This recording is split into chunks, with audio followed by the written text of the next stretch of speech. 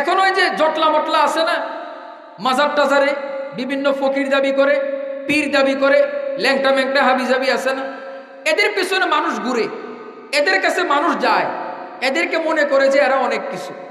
আসলে তুমি অনেক কিছু ওই সময় হইবা যখন তোমার ভিতরে রসুলের সুন্নত থাকবে। যখন তোমার ভিতরে রসুলের সুন্নত নাই, তাহলে তুমি বললেও হবে না, তোমার ডানে বামের লোকরা বললেও হবে না, তুমি আস্থা বন্ধ। তো মুহতারাম হাজিরিন, কোন কথা বলতেছিলাম? যে এই সুন্নতের কথা। এই সুন্নতগুলো যদি আমরা মানি, এবার চিন্তা করে দেখেন, রসুলের একটা সুন্নত হইল রসুল সুগন্ধি ব্যবহার করতেন। বলেন কি ব্যবহার করতেন? আজকের পোলাপান যুব সমাজ বিভিন্ন জনকে ফলো করে, অমুক সেলিব্রিটি, অমুক খেলোয়াড়, অমুক নায়ক, অমুক গায়ক, মনে করে যে এরা অনেক কিছু, এটা সেটা হাবিজাবি, তাদের মতো চুল রাখে, তাদের মতো পোশাক পরে, অনেক কিছু। আসলে এইভাবে ঘুরে আর নিজেরে বড় স্মার্ট মনে করে, কিন্তু আসল স্মার্ট তো রসুলের সুন্নতের ভিতরে। বুঝেন নাই কথা? আপনি কি মনে করছেন যে পীর হইলে, বুজুর্গ হইলে এলোমেলো চলাফেরা? না না না, সবচেয়ে বড় পীর কে ছিলেন? আল্লাহর রসুল। কে বলেন? আল্লাহর রসুল সবচেয়ে বড় পীর ছিলেন। আল্লাহর রসুল কিভাবে চলতেন জানেন? আল্লাহর রসুল দাড়ি আশ্রাইতেন, তেল দিতেন। সামাইলে তিরমিজির মধ্যে আসছে, আল্লাহর রসুল মাথায় এই পরিমাণ তেল দিতেন, এরপরে একটা কাপড় থাকতো, ওই কাপড়টা দিয়ে তারপরে টুপি পরতেন, যেন টুপিটা তেলে না পড়ে। সুন্দর মতো বাবরি চুল, সুন্দর মতো দাড়ি আশ্রয়া রাখতেন, পকেটে চিরুনি থাকতো। সুবহানাল্লাহ বলেন। আচ্ছা বলেন, পরিপাটি চলাফেরা করা এটা সুন্নত? বলেন, পরিপাটি চলাফেরা করা এটা সুন্নত? পরিষ্কার পরিচ্ছন্ন জীবন এটা সুন্নত। এখন ওই যে জটলা মটলা আছে না, মাজার টাজারে বিভিন্ন ফকির দাবি করে, পীর দাবি করে, ল্যাংটা ম্যাংটা হাবিজাবি আছে না, এদের পেছনে মানুষ ঘুরে, এদের কাছে মানুষ যায়, এদেরকে মনে করে যে এরা অনেক কিছু। আসলে তুমি অনেক কিছু ওই সময় হইবা যখন তোমার ভিতরে রসুলের সুন্নত থাকবে। যখন তোমার ভিতরে রসুলের সুন্নত নাই, তাহলে তুমি বললেও হবে না, তোমার ডানে বামের লোকরা বললেও হবে না, তুমি আস্থা বন্ধ। এখন মনে করেন আমি চাইলে 5 জন লোক নিয়ে হাঁটবো, আর আমার 5 জন লোক বলতে থাকবে হুজুর আল্লাহওয়ালা, হুজুর পীর, এই সরো সরো সরো। এখন হইতেছে তাই? বাস্তব না অবাস্তব? এই কারণে আমরা মুরিদ দিয়া পীর চিনব না, আমরা সুন্নত দিয়া পীর চিনব। কথা বুঝাইতে পারলাম? মাজারের কথা যেহেতু চলে আসছে, আমাদের কাজ তো হলো মালিকের দিকে ফিরা। কার দিকে ফিরা বলেন? আল্লাহর দিকে ফিরা। যত বিপদ আসবে, যা কিছু আসবে, শুধু মালিকের দিকে ফিরবো, ভিন্ন কারো দিকে নয়। তাহলে আমরা কি করি? মাজারে মান্নত করি, মাজারে গরু দেই, ছাগল দেই। আপনাদের এলাকায় আছে এগুলো? আছে? ও তাইলে বলি, না থাকলে বলতাম না, যেহেতু আছে তাইলে বলতে হবে। আচ্ছা, আমি আপনাদেরকে পেস্টেজ বাদ দিয়া একবারে আপনাদের মতো সাদা সিধা ভাবে আমি বুঝাই। মনে করেন শাহজালাল ইয়ামানী রহমতুল্লাহ আলাইহি নিঃসন্দেহে আল্লাহর ওলি। ওনার মাজারে আপনি গেছেন, গরু দিছেন, ছাগল দিছেন, মহিলারা মুরগি, হাঁস, ডিম দেয়, মোমবাতি, আগরবাতি, হাবিজাবি দেয়। তা আপনারা নিছেন, দিছেন, আল্লাহওয়ালাদের মাজার, ঠিক আছে। এবার আপনাদের কাছে আমার প্রশ্ন, যে মুরগি, গরু, ছাগল দিছেন, রাতের বেলা শাহজালাল ইয়ামানী রহমতুল্লাহ আলাইহি কবরটারে ফাঁকা কইরা এবার খাদেম রে বলে, খাদেম মুরগি গুলা দে, গরু গুলা দে, ছাগল গুলা দে, যে মানুষগুলো মান্নত গুলা দিছে এগুলা দে।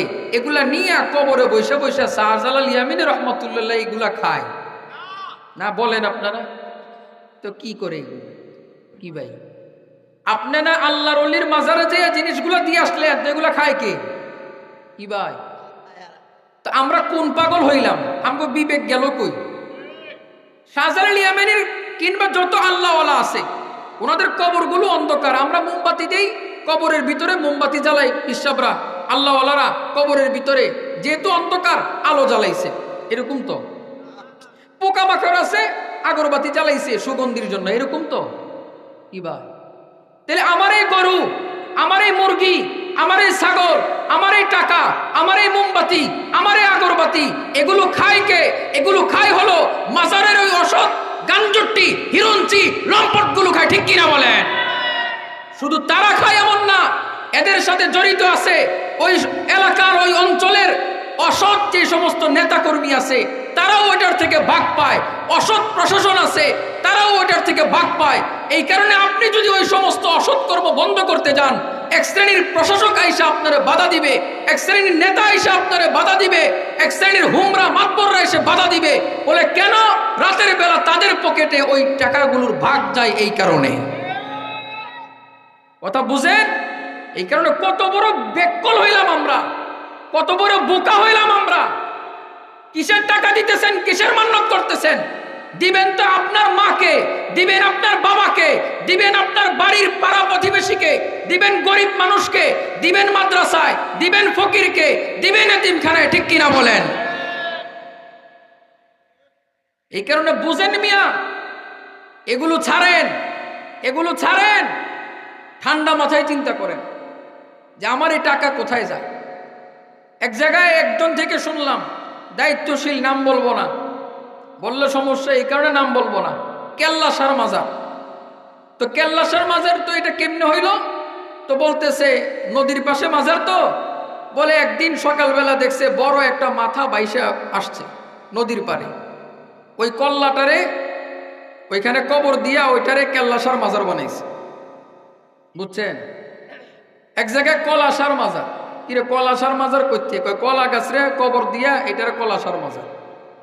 নারী পুরুষ একসাথে যাইতেছে, গাঞ্জা খাইতেছে। ফরিদাবাদ মাদ্রাসার আশেপাশে অনেকগুলো মাজার আছে। পুরান ঢাকাতে এই সেটটাতে কিছু মাজার আছে, গেন্ডারিয়াতে কোনো এক মাজার। জিজ্ঞেস করলাম যে এখানে কে শোয়া আছে? খস খিজির শোয়া আছে। ওইখানে দেখলাম এদের ওরস, ওরসে গেলাম। আম করে দেখলে তো এরা আবার ভয় পায়। তো এক চিপার মধ্যে নদীর পারে বৈশা বৈশা এই জটলা পেটলা পটলা যেগুলো আছে বসে বসে দিয়ে গাঞ্জা খাইতেছে। এই নাম তো আমি বলতে পারি না, আপনারা চিনবেন হয়তো। এরকম বাঁকা কইরা এই গাঞ্জা এখানে দিয়ে এমনি টান দেয়, এরকম বাঁকা কলকি, তো এইভাবে দিয়া টানতেছে। কি টান দেয়, চাপা ভিতরে জায়গা। তা আমি জিজ্ঞেস করি কি করেন? আল্লাহরে নামাইতেছে। জোরে বলেন, জোরে বলেন। বুঝছেন কথা? আবার এই লোকদের কাছে মহিলারা যাইতেছে, যে সেজদা দিতেছে, নম নম করতেছে, টাকা পয়সা দিতেছে। কি বুঝলো, কি বুঝলো? হায় মুসলমান এত বোকা কেন? আমি কারে দিলাম?